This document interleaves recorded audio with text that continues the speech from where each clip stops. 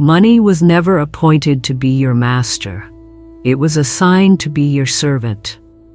If you are exhausted from chasing, bargaining, and apologizing, if the calendar turns and the same bill still stalks you, if you whisper prayers for overflow while secretly bracing for shortage, then hear me clearly.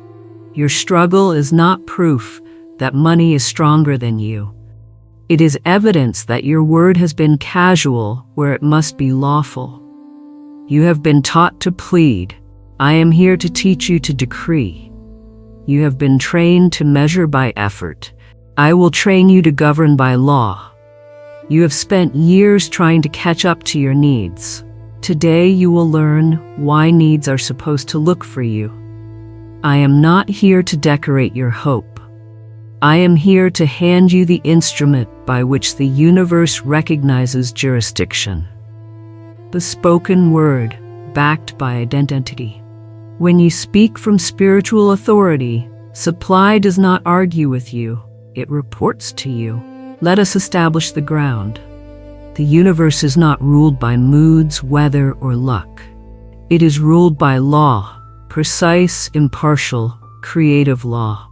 Law is deaf to panic and fluent in command. Law is immune to sentiment and obedient to pattern. When I say law, I am not talking about human rules that can be negotiated.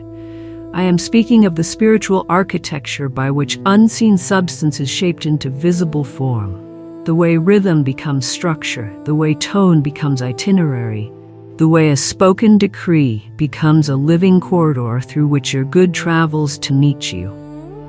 This is why prayer that sounds like begging often produces exhaustion, while a single sentence spoken from rightful identity produces movement. In spiritual jurisdiction, the quality of your tone carries more legal weight than the volume of your words. Your word does not float in the air as poetry. Your word is a lever. It drops instruction into the machinery of creation. It tells substance what to become and where to go. And here is the fact that most avoid because it requires discipline. The universe is already obeying you. It has been obeying you for years. If your days seem filled with delay, denial, or debt, it is not because law forgot you. It is because your daily speech authorized what you did not consciously intend. I can't afford it. Money never stays. It's always something. These are not harmless sighs. They are commands. They are drafts your life is honoring. They are contracts your nervous system and your environment keep renewing because your tongue keeps renewing them. There is no neutral sentence. Every sentence is seed. Farmers do not plant thorns and demand roses. Speak accordingly. I am not asking you to pretend. I am ordering your language to reflect the higher jurisdiction that governs outcome. People tell me I am just being realistic as they narrate their lack. Realism is not a recital of what is temporarily visible. Realism is obedience to what is legally superior. The superior law is that supply follows the voice that speaks from divine right. In the hierarchy of power, identity governs tone. Tone governs law. Law governs conditions. You have been taught to wait for conditions so you can finally change your tone. The law requires you to change your tone so conditions have permission to align. This is how creation has always worked. Form follows the decree, not the other way around. If you are thinking, but my work matters, you are correct. Work is a channel, not a source. Your job moves money, your word commands it. The channel is flexible, the source is infinite. Confusion here is the origin of chronic anxiety. People mistake channels for source, and then bow to channels as if channels were gods.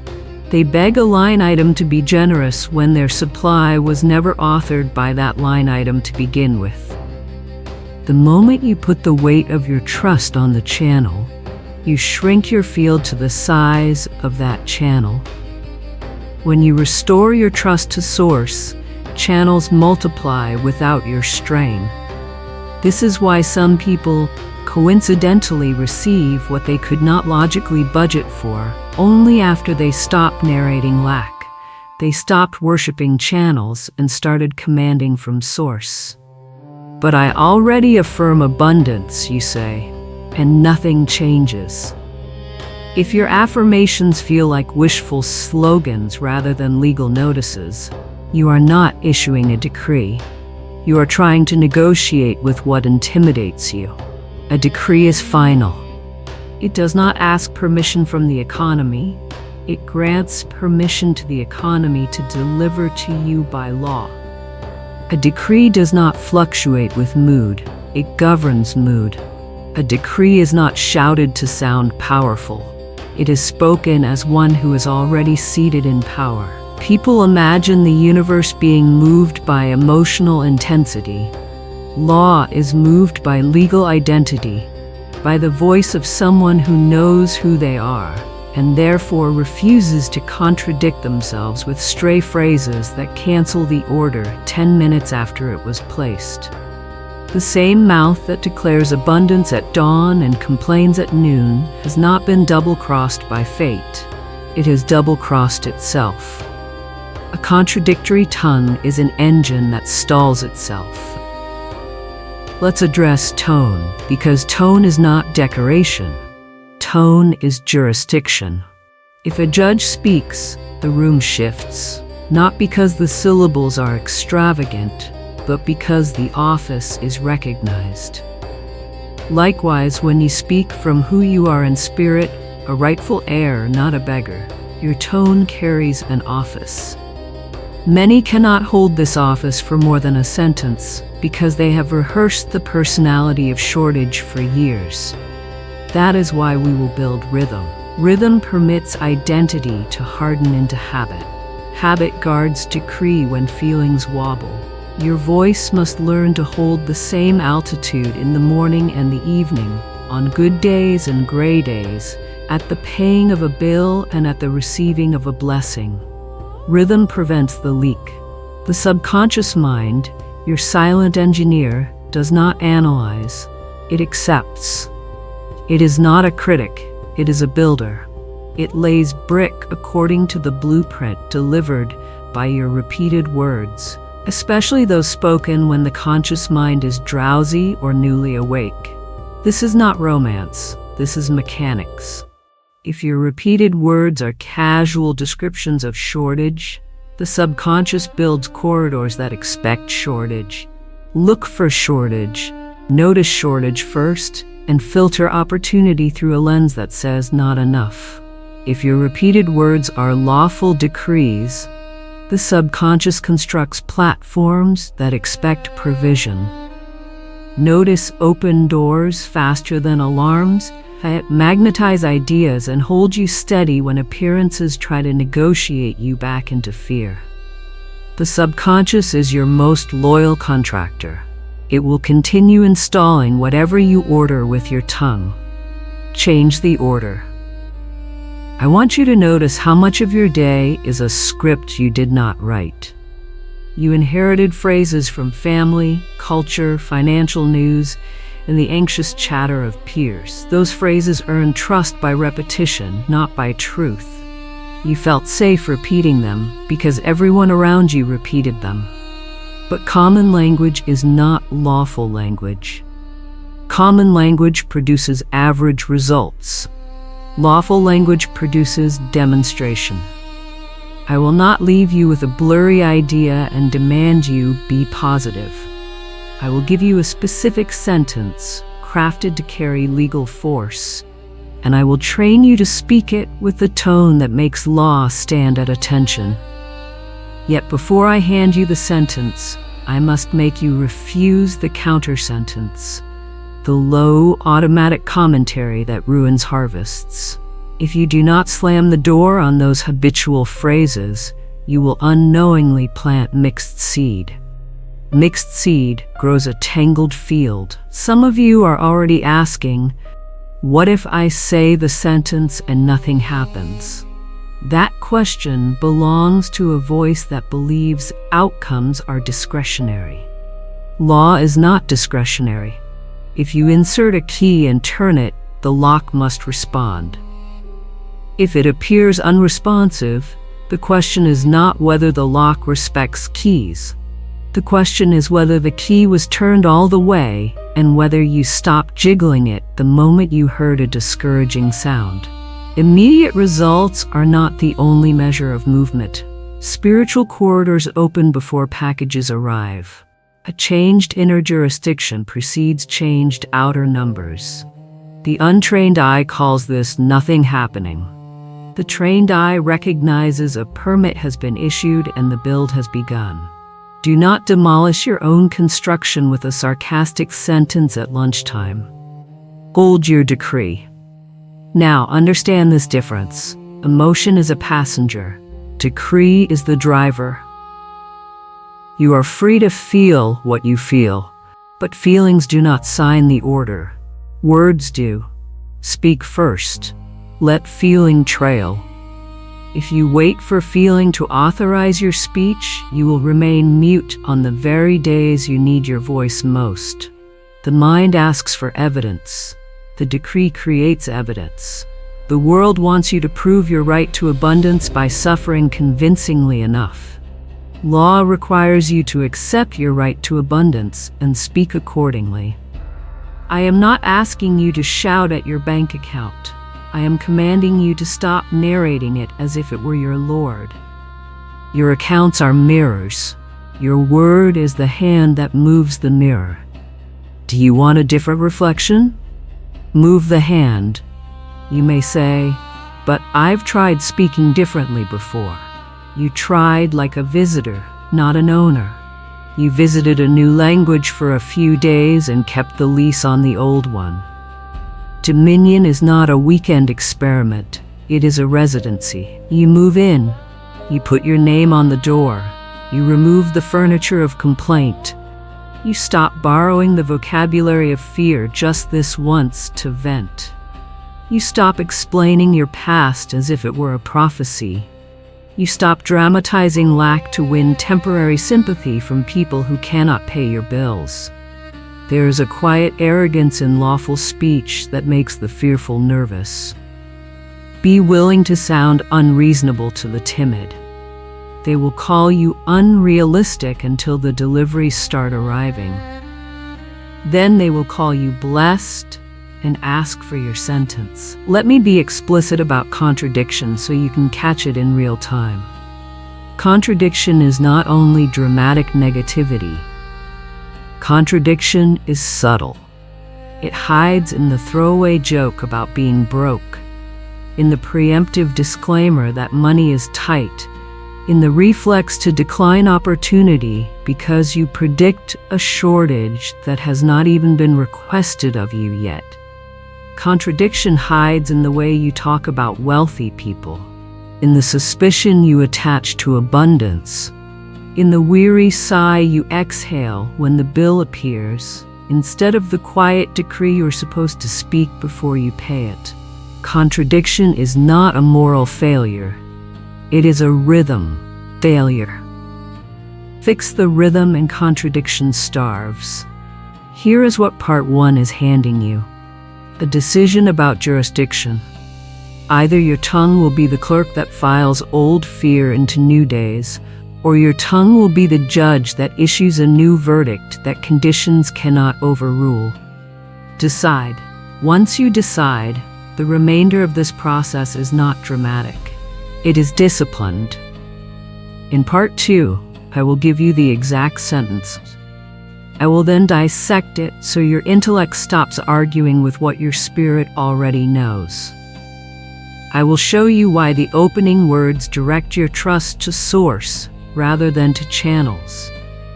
I will show you why the command to open the way removes friction without forcing outcomes. I will show you why immediacy is lawful when spoken from identity rather than desperation. After that, We will examine what by divine right means, so you stop thinking of abundance as theft. We will claim what is already assigned and instruct it to reach you. Then we will increase your receiving capacity without apology by authorizing avalanches instead of drops. When your mind understands how each clause operates, your mouth will stop hesitating, and your results will stop stuttering. Before we leave part 1, I want you to rehearse one internal shift that prepares the ground. From this moment forward, retire the phrase, "I hope this works." Hope is not the engine of decree. Decision is. Replace it with, "Law fulfills my word." This is not bravado, this is alignment. If this sounds stern, good. Casual speech is expensive. You have paid for it long enough.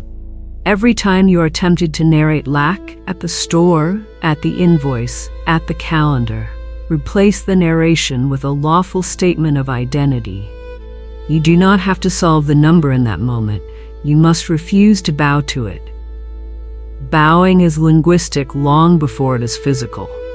Bowing is the sentence that declares the number is greater than your jurisdiction. Reverse it. Speak from jurisdiction.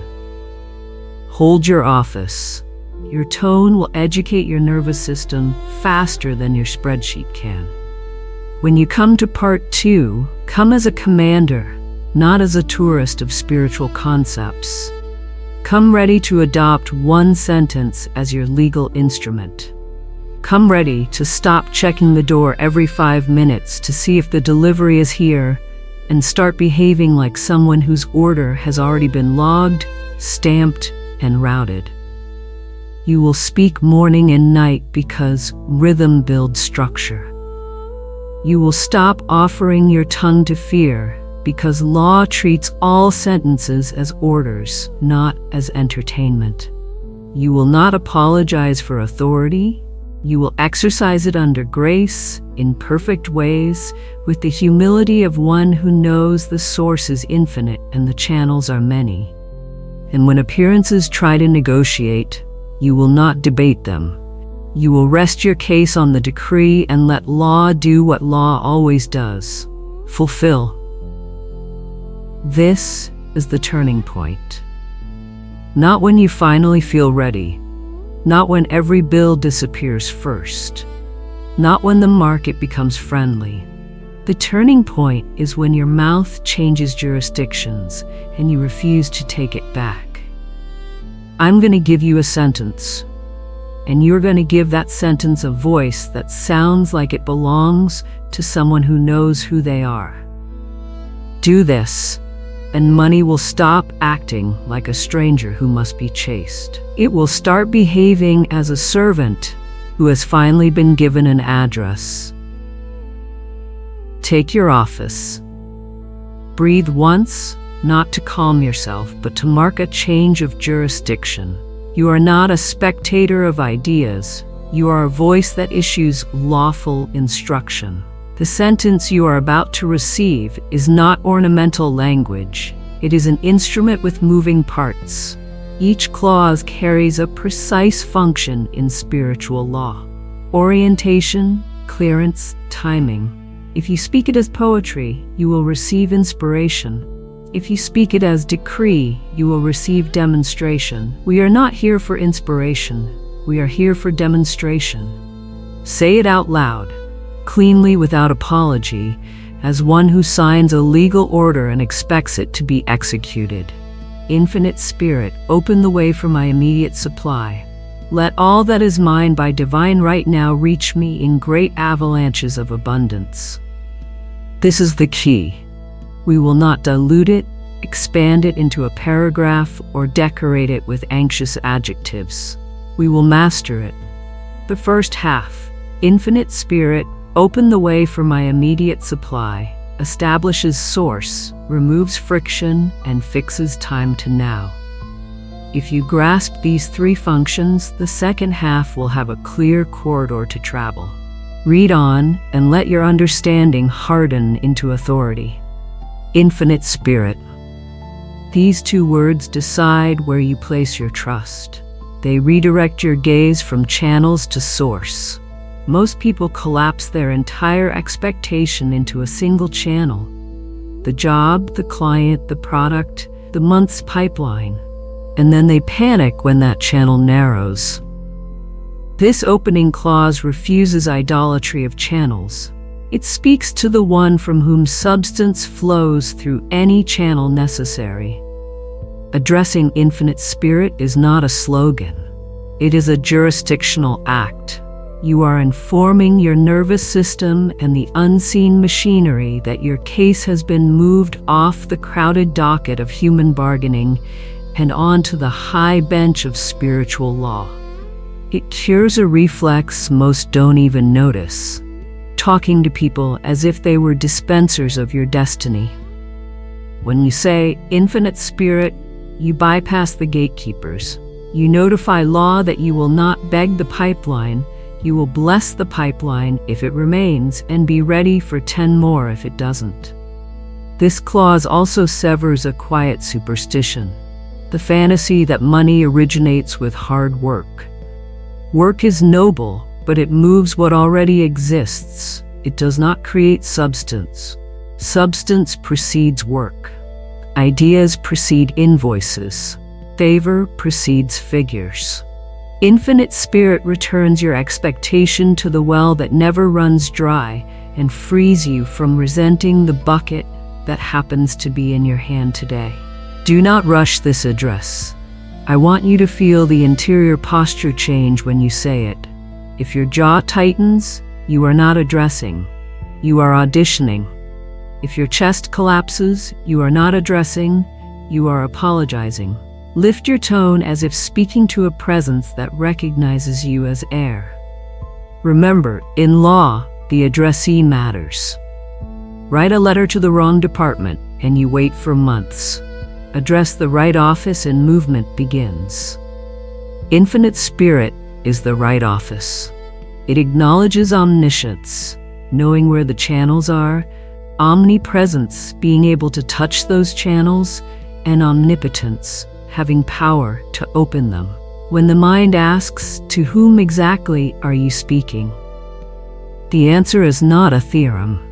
The answer is personal, to the living source that governs supply, which Florence taught us to trust above appearances. If the intellect wants a puzzle, give it this one. Of all the doors you could try to push, why not speak first to the one who knows which door is already unlocked? Open the way. Here is the command that many are afraid to give because they have been trained to worship obstacles as if obstacles were sovereign. You are not ordering a specific outcome. You are authorizing clearance. You are invoking the law of non-resistance without surrendering authority. Non-resistance is not passivity, it is skilled traffic control. It removes friction, detours congestion, reroutes energy around closures, and identifies the smoothest corridor from source to you. When you say, open the way, you are not muscling circumstances into shape, nor are you lecturing the timing of others. You are asking the infinite to reveal and release the path that already exists in the unseen and to dissolve what never needed to be there in the first place. Sometimes, opening the way looks like a phone call you didn't expect, a policy exception, a debt forgiven, a shipment unstuck, an application pulled to the top, a creative idea that turns cubes into cash flow, a sudden peace that allows you to see a solution that had been blinking in front of you. Do not confuse drama with movement. Often the most lawful opening feels anticlimactic because the law prefers clean lines over loud noise. You will be tempted to say nothing happened because you wanted fireworks. Meanwhile, the lock was oiled and the door now swings with 2 fingers. Learn to measure by ease, not by spectacle. Notice what this command does not do. It does not dictate which employer must hire you. Which buyer must say yes? Which relative must apologize? Which algorithm must bend to your latest post? To micromanage channels is to reduce infinite supply to the width of your current imagination. When you say open the way, you are demonstrating humility in method with absolute boldness in outcome. You refuse to demand how, but you insist on through. The way must open. The law does not interpret that as maybe. It interprets it as make room. People who are addicted to control will find this clause unnerving. Good. Let law be God and let you be lawful. Control is heavy. Command is light. When the way opens, your step will be steady because you are not carrying an idol of my plan. You are obeying the plan that serves everyone involved at the highest level. For my immediate supply. This clause corrects the fog of someday that keeps goods suspended in the hall outside the room of your life. Immediate is not panic, it is present tense jurisdiction. In spirit, there is no calendar grid. There is order. What is yours by right exists already in the invisible, and delay is often a function of vague speech. Vague orders create vague roots. Precise orders create precise roots. When you say immediate, you are not barking at the universe. You are specifying delivery to toe. Now, which is the only stage reality knows how to perform on. The undisciplined mind hears immediate and thinks of impatience. The disciplined soul hears immediate and thinks of alignment. My word and my receiving are in the same place, the present.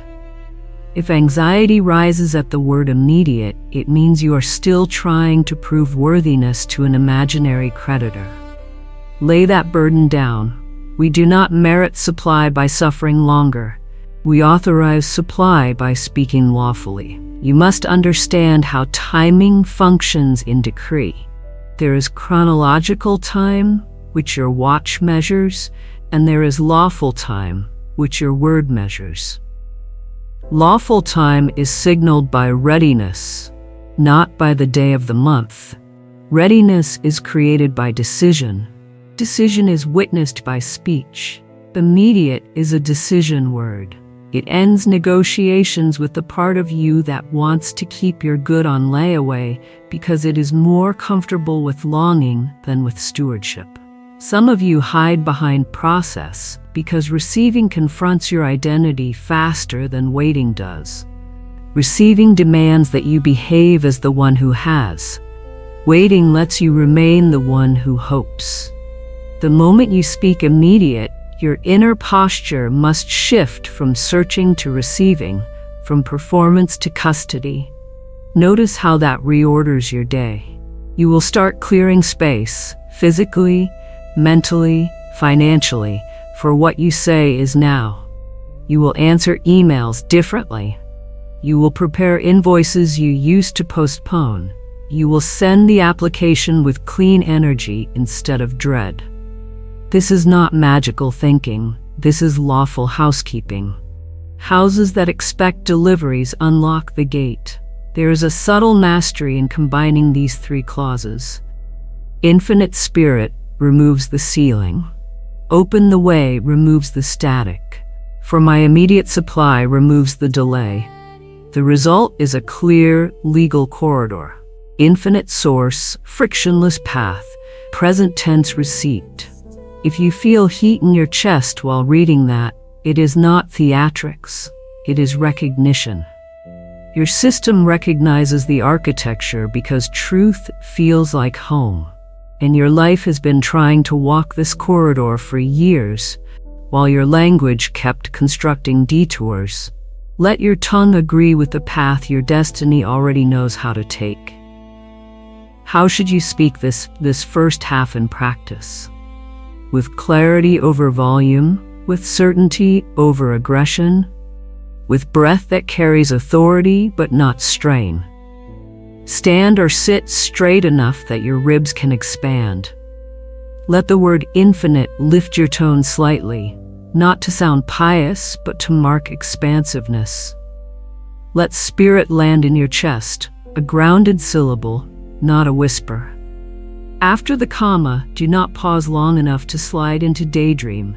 Move into open the way as someone flipping on a clean, bright corridor light. Do not clench your jaw on open. You are not smashing. You are unlocking.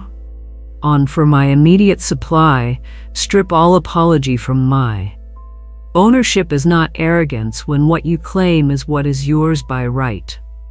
On immediate, refuse to lean forward with grasping energy. Remain tall and receive. On supply, let your tone stay even. You are not chasing supply down the hall, you are announcing its arrival. Your mind will tug at you with two predictable objections. First, isn't this too simple? Simplicity is not naivete, it is precision. Engineers do not build bridges with busy lines, they build with clean ones. Second, what if I say it and feel nothing? Feeling is not proof of operation. Flip a light switch with cold hands, the circuit still closes.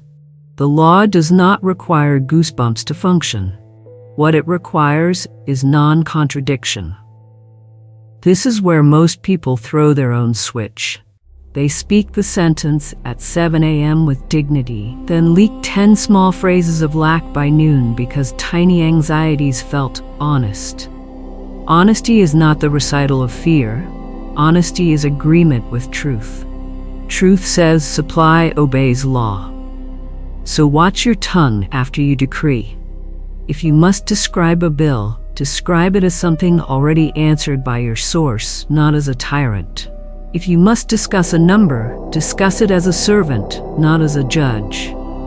If you must make a purchase, speak before you pay. Law attends the voice that precedes the release.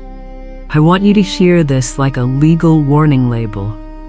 Every time you answer an opportunity with the phrase, "I can't afford it," out of reflex, you are issuing a counter order that cancels the shipment you just authorized. There are lawful ways to decline without cursing your field. Not aligned for me right now, not a priority in this cycle. I am directing resources to X this month. These sentences keep your dominion intact. They do not train your nervous system to equate desire with denial. They do not instruct your subconscious to anticipate lack every time value appears. Your subconscious listens to how you decline as much as to how you decree. Train it to decline like a sovereign, not like a defeated plaintiff pleading for mercy. If you wish to embed the first half of the sentence deeply, integrate micro reps throughout your day. Before you open a difficult email, under your breath, Infinite Spirit, open the way. Before you start a call where you want clarity and fairness, Infinite Spirit, open the way. When you look at your project tracker and feel the old weight rise, firm but calm, for my immediate supply. These are not superstitious chirps, they are small wheel turns that keep the corridor clear. You are teaching your environment that you speak before you act. Not because words are magic, but because words are jurisdiction. Eventually, your schedule will start to look like a person with a corridor instead of a maze. Let me close this part by confronting a modern trap. Performative spirituality. People collect powerful sentences and treat them like quotes for the refrigerator door. Brief thrills, no authority. That is not our work. Our work is application. We do not hoard sentences, we inhabit them. You will notice as you practice that the world becomes surprisingly cooperative. Not because the world has changed its temperament overnight, but because you have stopped commanding confusion. The sentence is not bargaining with fate. It is restoring order to a system that wanted order all along. When order returns, ease follows. When ease follows, the anxious part of you will try to manufacture new problems because it equated stress with seriousness. Smile at it. Then repeat the clause that trained you out of that reflex. Infinite Spirit, open the way for my immediate supply. You will feel the air in the room clear. You will remember who is source, what is path, and when is time. We have established source, cleared the path, and fixed the timing to the present. Now we complete the order. The second half of the sentence finalizes the jurisdiction of your supply, issues a retrieval command, and authorizes volume. Each clause is surgical. Each clause removes a common form of self-sabotage. You will recognize yourself in these lines because the traps they cure are universal. Guilt about having, hesitation about receiving, and fear of asking big.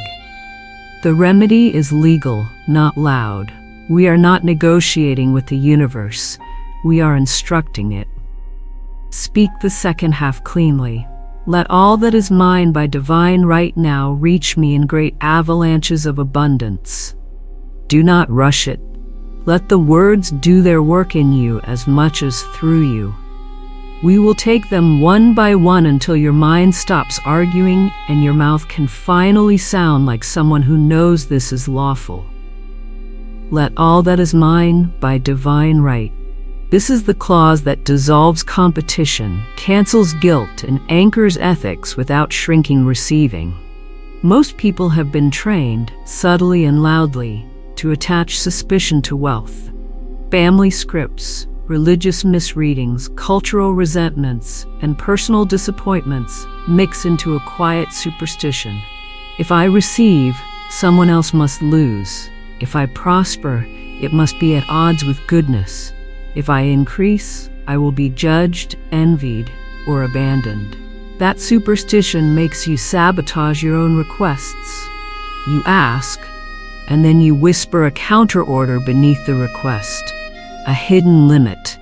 A nervous apology. This clause removes the apology. By divine right defines the category of what you are authorizing, what already belongs to you by spiritual law, what has been assigned to your stewardship without injuring anyone, what arrives through channels that are clean for everyone involved, what blesses the givers, carriers, and receivers in the chain. You are not clawing at another's portion. You are not manufacturing scarcity elsewhere.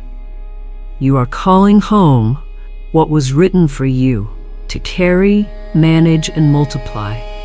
Understand the legal genius here. When you say by divine right, you are placing your request inside the highest standard of alignment. You are declaring that the mode of delivery, the timing, and the configuration of outcomes must accord with the good of all concerned, not only with your appetite. This annihilates the fear that asking for more is greedy, because greed is the hunger that ignores harmony. You are not ignoring harmony, you are naming it as your filter. If a channel would harm another, it is not your channel. If an outcome would collapse someone else's rightful portion, it is not your outcome. When people hear this, they breathe differently. Shoulders drop, the jaw releases. Why? Because guilt stops acting like a governor on the engine of their receiving. They are not trying to outrun judgment anymore. They are resting inside justice. This is why Florence taught reception under grace in perfect ways. Grace is alignment. Perfect ways are lawful roots. You do not have to self-police with fear when your clause already polices the process with grace. How does this shift conduct look in daily life? You stop performing poverty to appear pure. You stop rejecting fair compensation to look humble. You stop dimming results so peers are not threatened. You stop pricing yourself at the level of your old self-concept to avoid stretching into the identity that can steward more. By divine right does not make you reckless, it makes you clean. Clean pricing, clean boundaries, clean yes, clean no. Cleanness accelerates channels because channels trust people who are not negotiating against themselves.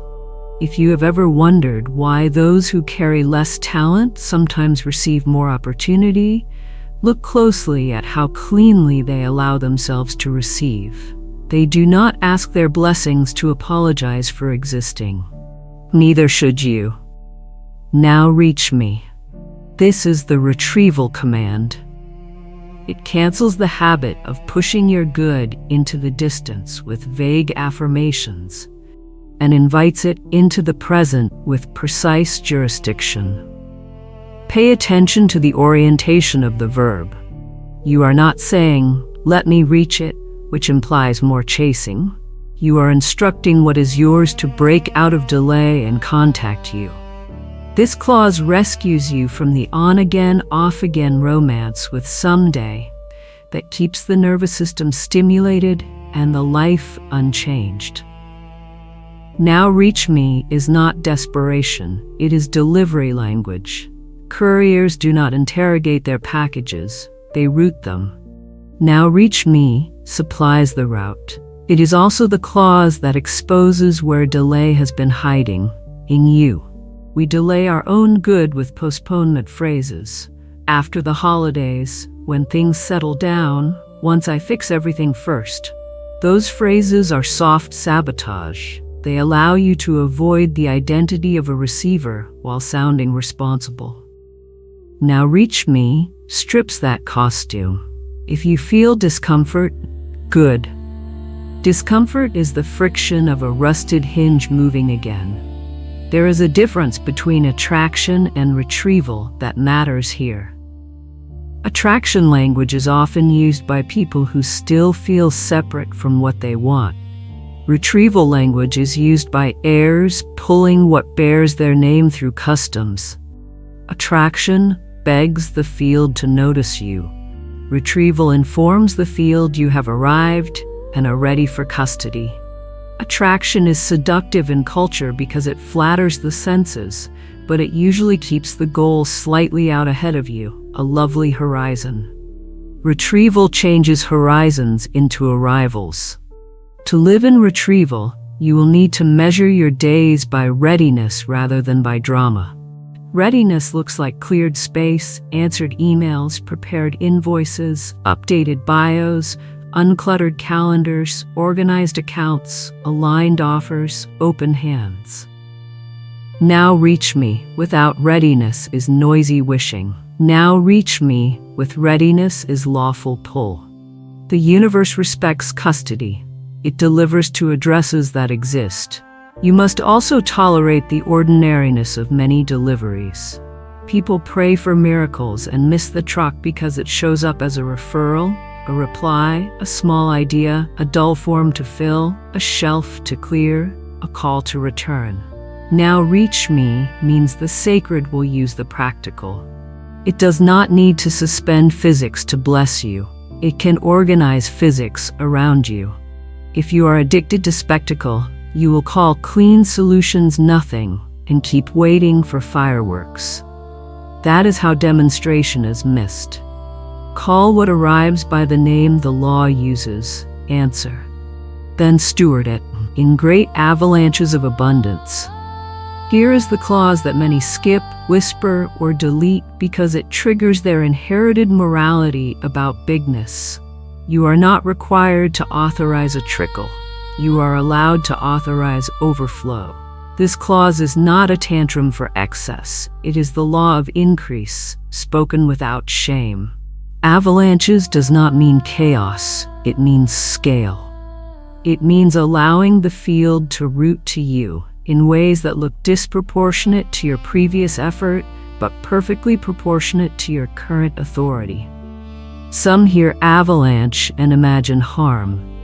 If you architect your reception under divine right, then an avalanche cannot crush you. It must conform to capacity and serve the highest good. An avalanche of ideas, of fair offers, of right clients, of debt resolutions, of royalty checks, of efficiencies, of cost-saving insights, of supportive people, of favorable terms. These are lawful avalanches. Your anxiety equals the size of the ego you're trying to protect. Your peace equals the size of the source you are allowing to provide. Shrink the ego, expand the source, authorize the volume. There is also a psychological reason to speak avalanches. Scarcity-trained minds are stingy receivers. They permit only thin streams because thin streams feel safe to manage. Thin streams are not safe. They are exhausting.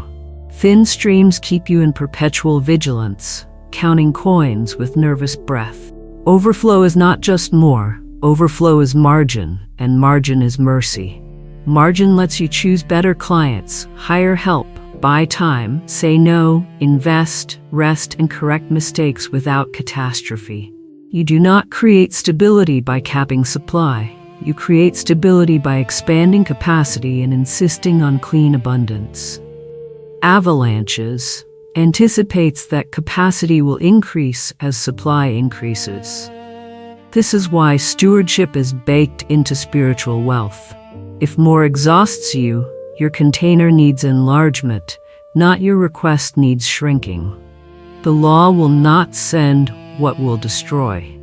Ask big, build capacity, receive cleanly. What about the fear of being seen with more? The sentence already took care of the ethical dimension. Now confront the social one.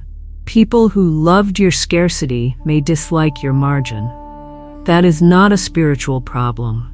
That is a boundary problem. Do not make a vow of smallness to keep the peace of people who profit from your depletion. Demonstration will reorder your circle. Let it. The cleanest form of leadership you can offer those watching you is proof that abundance can be lawful, generous, and calm. Scarcity makes people frantic. Overflow makes people thoughtful. Someone is waiting to see a version of prosperity that is not noisy, fake, or cruel. Be that version. You will bless more by overflowing well than by starving beautifully.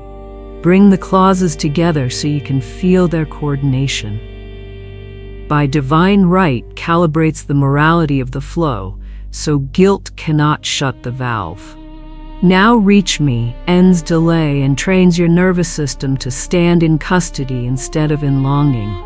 In great avalanches of abundance, authorizes volume and margin so your life stops wobbling on thin supply. Ethics, timing, and scale. Clean, present, generous. If you meditate on that triad for 10 minutes, you will feel old internal arguments fall apart. Those arguments were built to justify a life of managing shortage with honor. You no longer need that identity. Adopt the identity of a lawful receiver. It will feel quiet, not loud, steady, not manic, exact, not dramatic. Lawful receivers are not surprised by blessing. They are available to it. How do you voice this second half? On let all that is mine by divine right, relax your mouth. This is not a grab, it is an alignment. Let mine carry zero apology. What is yours by right is yours to steward. On now reach me, keep your neck tall and your breath even. You are not leaning toward what you command, you are standing where it arrives. On in great avalanches of abundance, avoid theatrical emphasis. Say it as policy. The energy is not please, it is authorized. If you feel a tremor of fear when you say avalanches, do not wrestle the fear.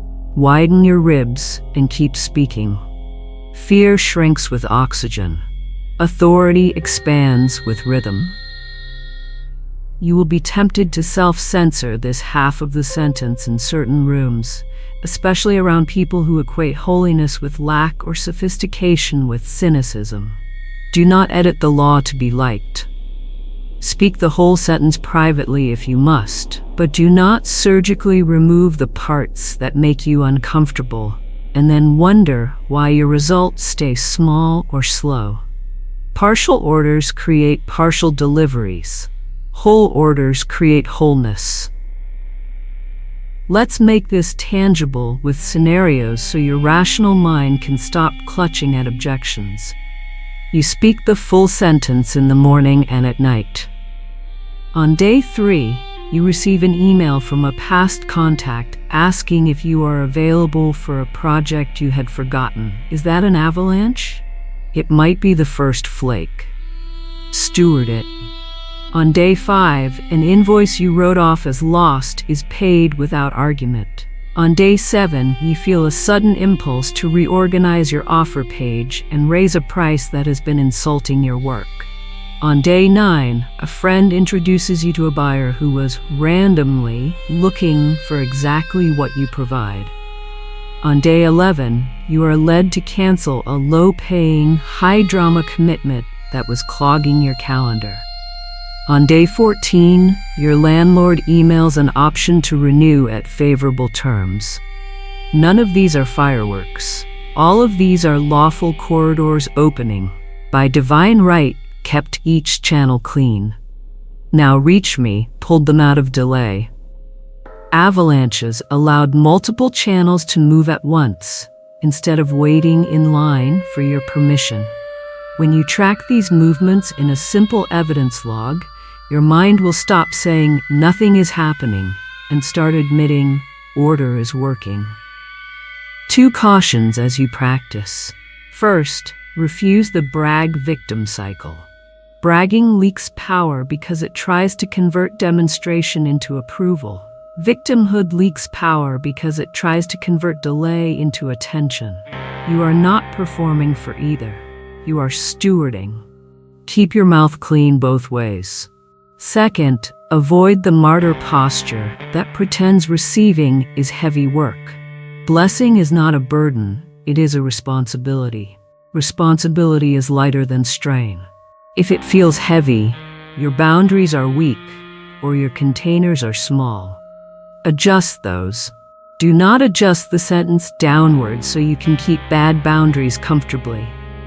You may ask, what if something arrives that doesn't feel right? The clause by divine right gives you a tool. You can decline without cursing your field. This is not my right channel, not aligned with my assignment. Thank you, not for me, are lawful declines. You keep your dominion intact. You do not accept scraps out of fear, and you leave room for your rightful portion to arrive.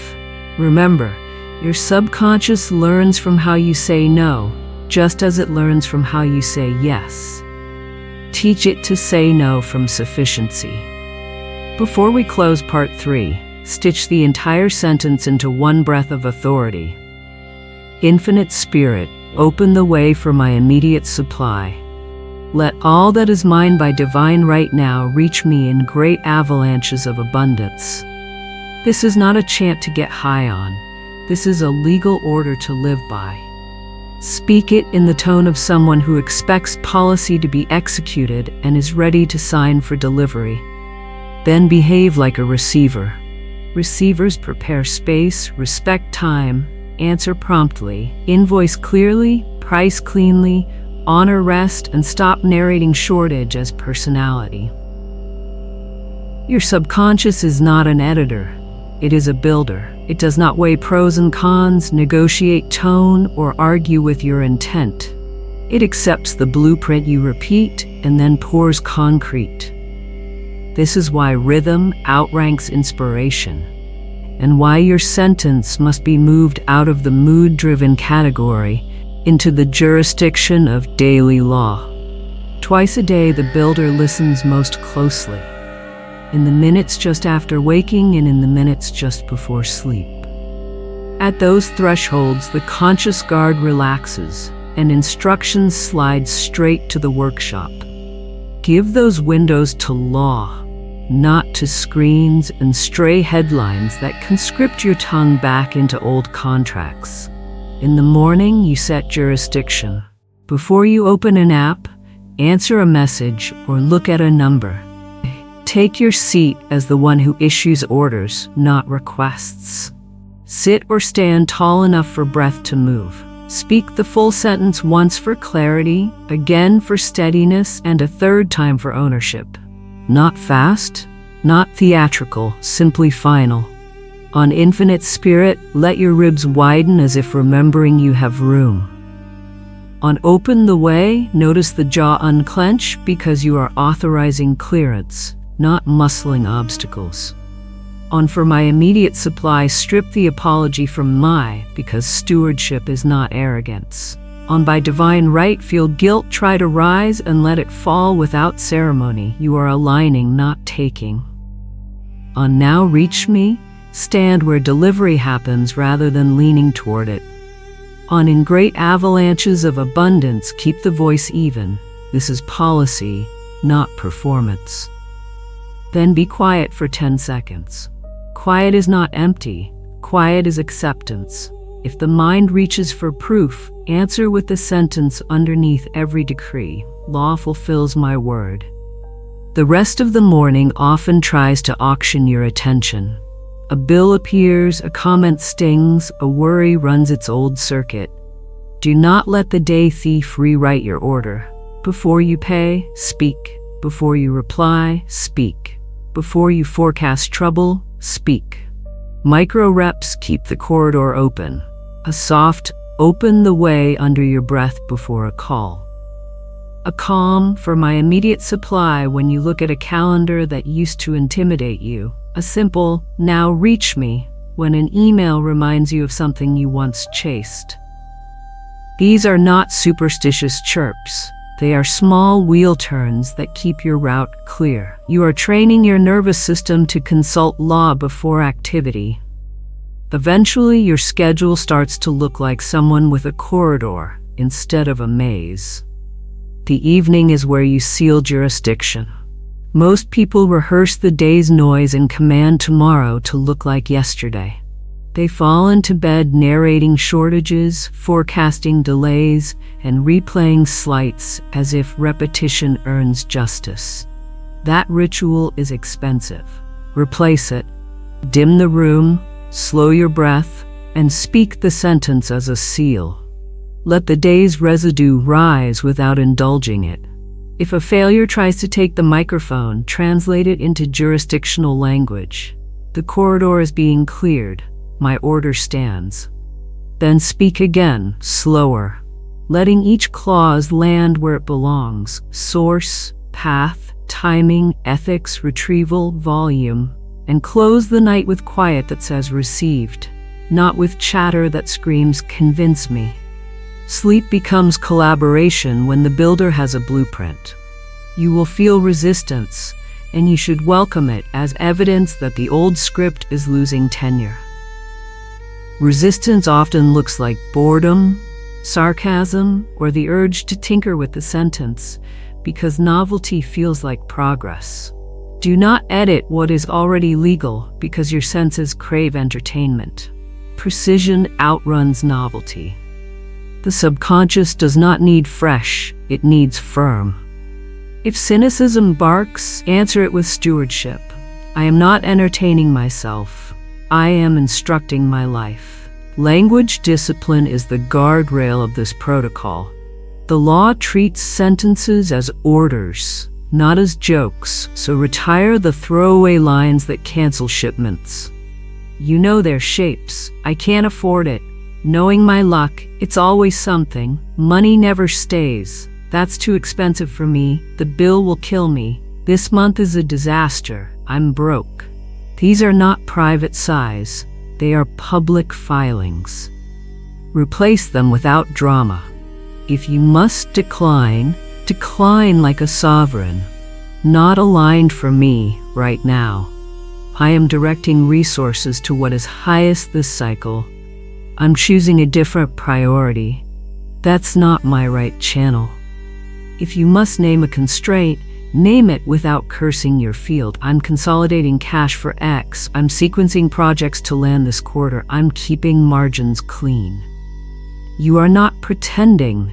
You are refusing to forfeit jurisdiction with lazy speech. Do not confuse the pleasure of complaining with the relief of command. Complaining makes a performance out of powerlessness and buys you a minute of sympathy at the price of a week of delay. Command is quiet.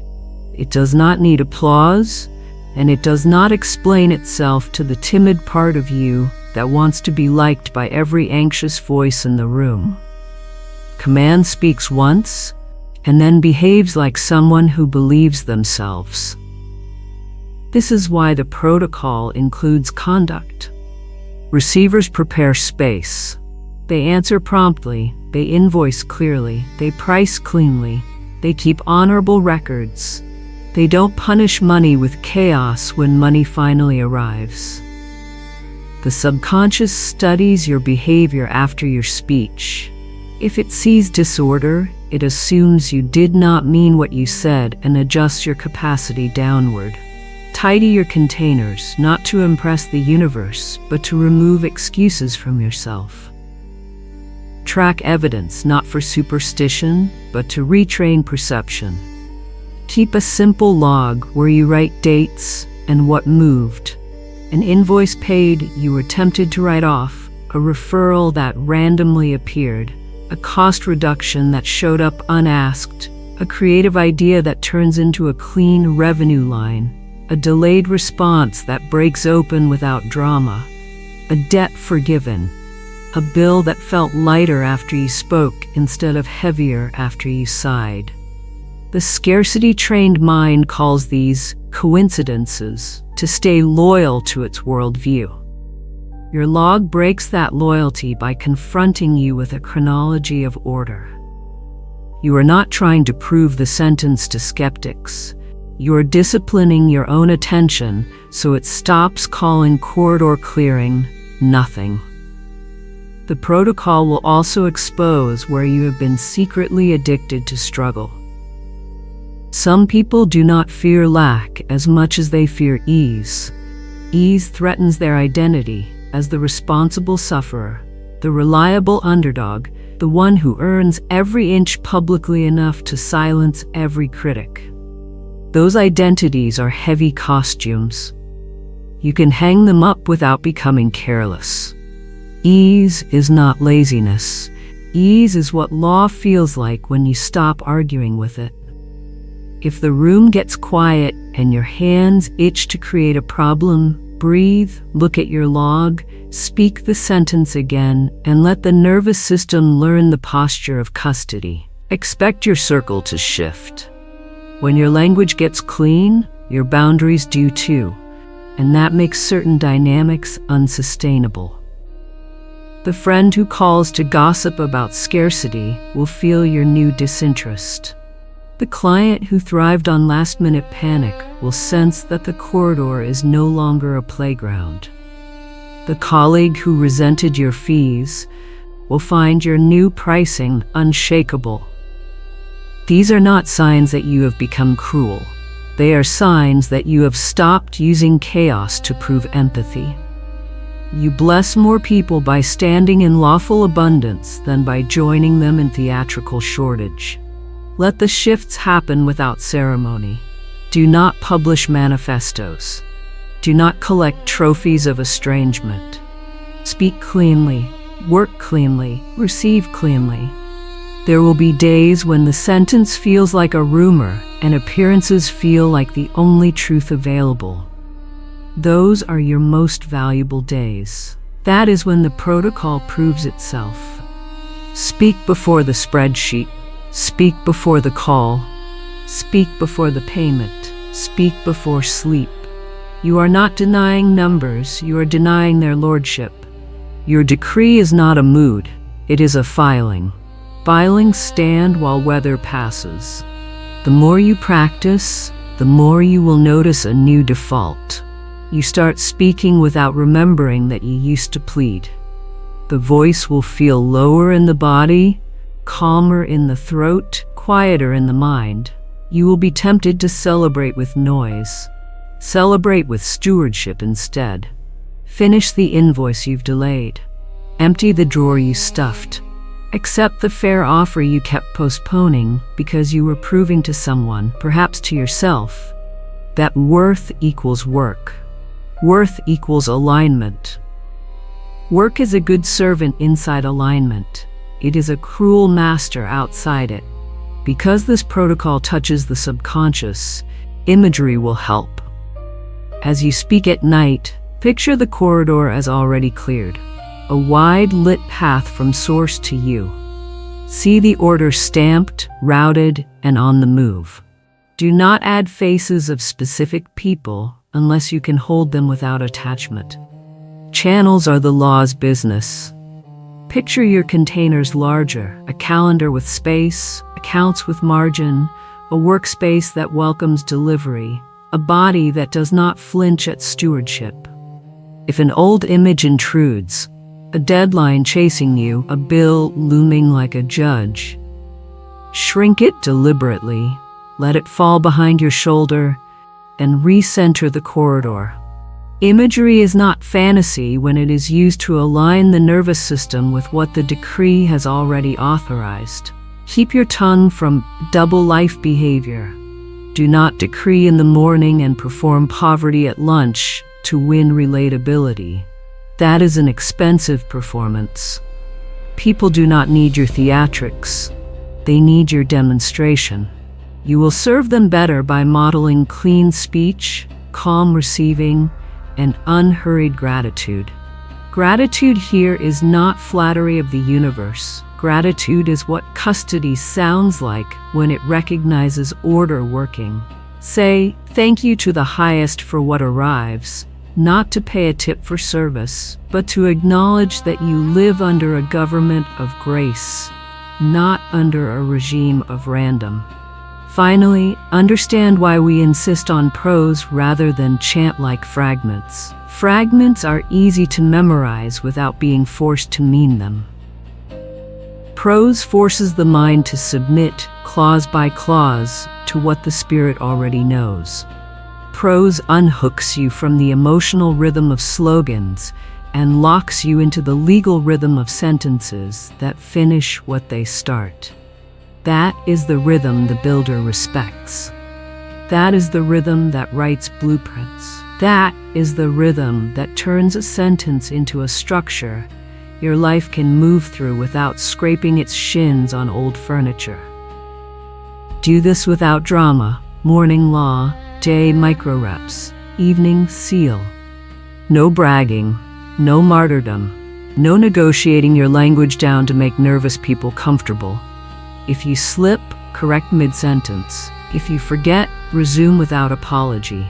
If you feel nothing, proceed. The builder is pouring concrete whether you are thrilled or tired. Keep giving it the blueprint you actually want lived. When someone asks what changed, you won't need a spectacular story. You will have a corridor and a life that finally resembles the order you spoke. This is where we stop admiring the sentence and start living with it. For 7 consecutive days, you will treat one line as policy, not poetry. Say it out loud every morning before the world gets a vote, and every night as the final word before sleep. Infinite Spirit, open the way for my immediate supply. Let all that is mine by divine right now reach me in great avalanches of abundance. Don't rush it. Don't dress it up. Say it cleanly, 3 slow times, with breath that doesn't beg. If you miss a window, restart at day 1 without drama. That isn't punishment. It's how law stays precise. Morning is where you set jurisdiction. Don't touch a screen. Don't talk to anyone. Don't read a number until you've taken your seat and spoken. The first reading clarifies, the second settles, the third feels like ownership. Let Infinite Spirit widen your ribs so your body remembers base. Source is not small. Let open the way relax your jaw. You are authorizing clearance, not wrestling doors. Remove apology from my immediate supply because stewardship is not arrogance. When by divine right tries to summon guilt, let it pass. You are aligning, not taking. On Now Reach Me, stand where delivery happens instead of leaning toward it. Great avalanches of abundance is policy, not performance. Keep the tone even. 10 seconds of quiet afterward is not empty, it's acceptance. Then carry that tone into an ordinary day. Before the awkward email, A small, calm opened the way. Before the price conversation, a firm for my immediate supply. When an old pulse spike arrives at the sight of a bill, now reach me and pay without narrating doom. These tiny private turns keep the corridor clear. They are not superstition. They are the habit of a person who speaks before they act, because words establish jurisdiction and activity follows. Evening seals what morning set. Most people slide into bed, rehearsing slights, narrating shortage, forecasting delay, and they accidentally order more of the same. Refuse that ritual. Dim the room, slow the breath, and speak the sentence again, 3 times, calmer than in the morning. Let the residue of the day float by without arguing with it. Close on quiet that says received rather than chatter that begs to be convinced. Sleep collaborates with you when the builder has a clear blueprint. For this to work, you must stop issuing counterorders. You cannot decree abundance at dawn and then spend lunch muttering, "I can't afford it. Money never stays. This month is a disaster. It's always something." Those are cancellation emails. If you need to decline, decline like a sovereign. Not aligned for me right now. I'm directing resources to what's highest this cycle. That isn't my channel. If you need to acknowledge a constraint, do it without cursing your field. I'm sequencing cash for X. I'm keeping margins clean. I'm prioritizing Y this month. It is the same reality spoken from a different government. Match your behavior to your decree. Receivers prepare space. Answer the email you've been dodging. Send the invoice you keep delaying. Clean the one drawer where important papers go to die. Update the offer that insults your work with timid numbers. Request the overdue payment without the apology you don't owe. None of that is glamorous. All of it is custody. Your subconscious watches what you do after what you say. If it sees disorder, it assumes you didn't mean the order and quietly lowers your capacity. Tidy your containers so you stop giving yourself reasons to doubt your own voice. Keep an evidence log, nothing elaborate. A notes app is enough. Date it. Record movement whether it looks dramatic or dull. The reply that finally came, the bill that turned out smaller, the discount you didn't ask for, the unexpected referral, the idea that organizes a new offer, the tense call that softened, the payment you assumed was lost and then landed. Scarcity-trained minds call this nothing to stay loyal to their worldview. The log breaks that loyalty. After 7 days, you will have a short record that argues for order without needing your mood to help. Expect resistance. It often shows up as boredom, sarcasm, or the urge to tweak the sentence, because novelty feels like progress. Don't edit a legal instrument because your senses are restless. Precision outruns novelty. If cynicism rises, "This is silly," answer with adulthood. "I'm not entertaining myself, I'm instructing my life." Then take one small stewardship step right there. Price the offer properly. Write the email, clean the ledger, schedule the call. You cannot out-argue a nervous system. You can out-practice it. Expect deliveries to look ordinary. A held payment clears. A message arrives. A price conversation goes easier than usual.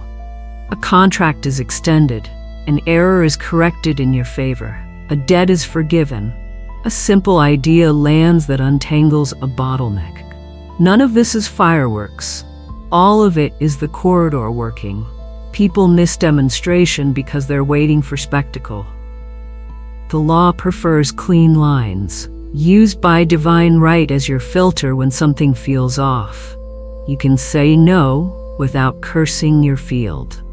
Not my right channel, not aligned with my assignment.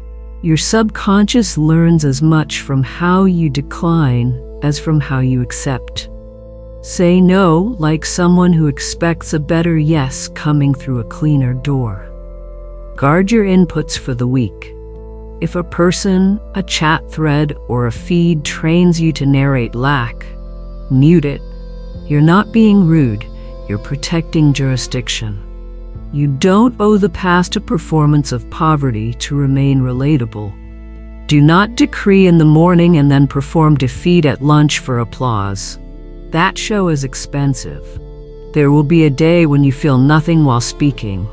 Flip a light switch with cold hands, the circuit still closes. Law does not require goosebumps to function. Keep speaking. The day your voice sounds less like a visitor and more like an owner will not arrive with trumpets.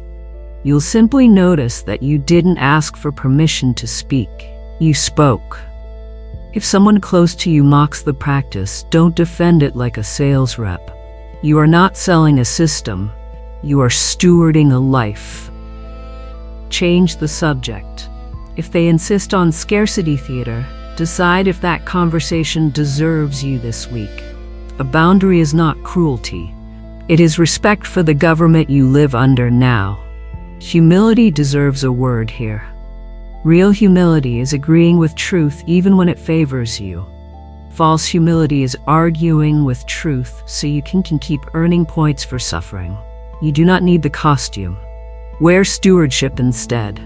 It is quieter, cleaner, and useful to everyone who depends on you. What will change by the seventh night? Often, the most important shift is pace. Scarcity makes people late because it teaches them nothing is enough, including minutes. Lawful receiving slows you to an exactness that looks like peace. Fewer frantic yeses, cleaner no's, pricing that stops apologizing, decisions that stop wobbling. You will also notice you talk about money less, not because you're hiding, but because your language has become specific and brief. You're busy stewarding, not performing. If you want a simple way to remember the shape of each day, keep it human. Morning, say it 3 times and sit in 10 seconds of quiet. Day, speak before you act and take one small step that assumes delivery. Night, say it 3 times again and let sleep carry the blueprint. That is all. No theatrics, no manifestation marathons, just the dignity of a person who lets law be law. Say it now, like you mean to live with it. Infinite Spirit, open the way for my immediate supply. Let all that is mine by divine right now reach me in great avalanches of abundance. Then close the tab. Do one plain act of stewardship and let the room feel different, because you finally sound like someone whose word is policy. You've spent days speaking like a person who finally remembers their jurisdiction.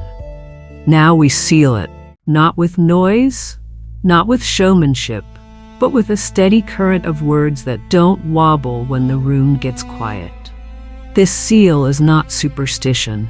It is the final signature on a contract you have already read and agreed to. When a judge signs, the case moves. When you sign, the corridor stays open and the mind stops trying to renegotiate every time a number blinks on a screen. Take a breath you don't have to earn. Stand or sit like someone whose name belongs on documents. Then speak the sentence once, slow enough to hear yourself believe it.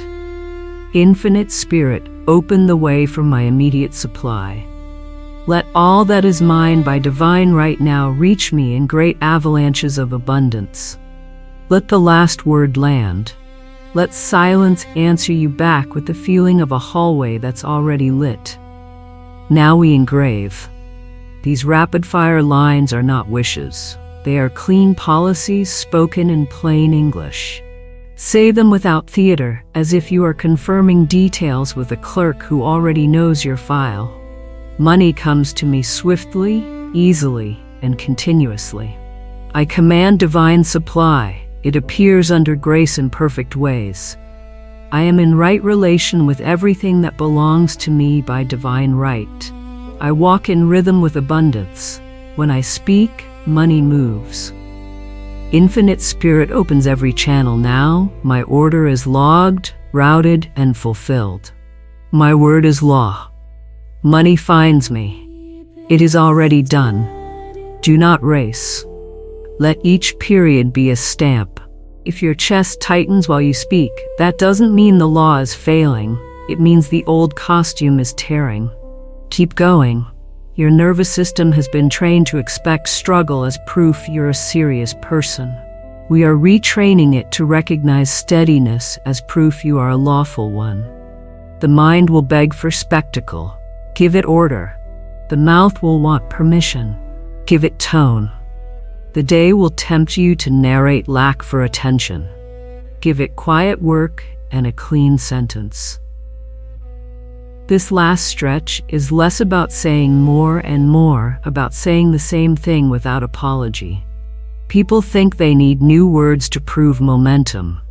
What they need is the discipline to stop contradicting the words that already work. If you feel the itch to upgrade the sentence, remember why engineers prefer simple bridges. Fewer parts fail. The sentence you carry already contains orientation, clearance, timing, ethics, retrieval, and scale. Keep it intact. Keep it plain. Keep it moving air, not just a memory in your head. Seal it with conduct. After you speak, do something small that looks like custody. Send the invoice that respects your work. Accept the fair offer without turning it into a confession. Ask for the overdue payment without a paragraph of apology. Adjust the price you've been hiding behind. Put a date on the thing you keep working on in private so you can keep avoiding the customers you say you want. None of this is flashy. All of it is the body agreeing with the mouth. Seal it with how you decline. You will be offered scraps dressed as opportunities. Do not insult your field with a hungry yes. Say no cleanly. Not my right channel, not aligned with my assignment, not in this cycle. You do not owe a sermon about abundance to calm a person who likes you better when you're tired. Boundaries are how you protect the corridor you just built. Boundaries are how you honor by divine right in both directions. Seal it with how you talk about other people's money. Envy and contempt are both counter orders. When you bless another's increase, you educate your nervous system to stop equating abundance with danger. You tell your subconscious that overflow is not a crime scene and prosperity is not a personality flaw. Say this under your breath when someone else wins. By divine right, more than enough for all. Then, go back to your work like an adult who trusts the supply they just affirmed. When doubt circles back, don't fight it like a villain. Treat it like weather. Say the line again and put your hands on something ordinary. Fold the laundry. Clear the inbox. Balance the ledger. Draft the offer. The sacred is not allergic to the simple. Most demonstrations arrive through doors that never made a sound. If you are addicted to loud, you will miss them. Call the quiet things answer. That word will train your eye to stop overlooking your own harvest. A brief word to the part of you that still bargains with the past. You don't owe your younger self a lifetime of shortage to prove you were loyal. The truest loyalty you can offer is to end the pattern. Let the old story keep its lessons and lose its jurisdiction. Speak as the person who walked out of the courtroom with a new ruling.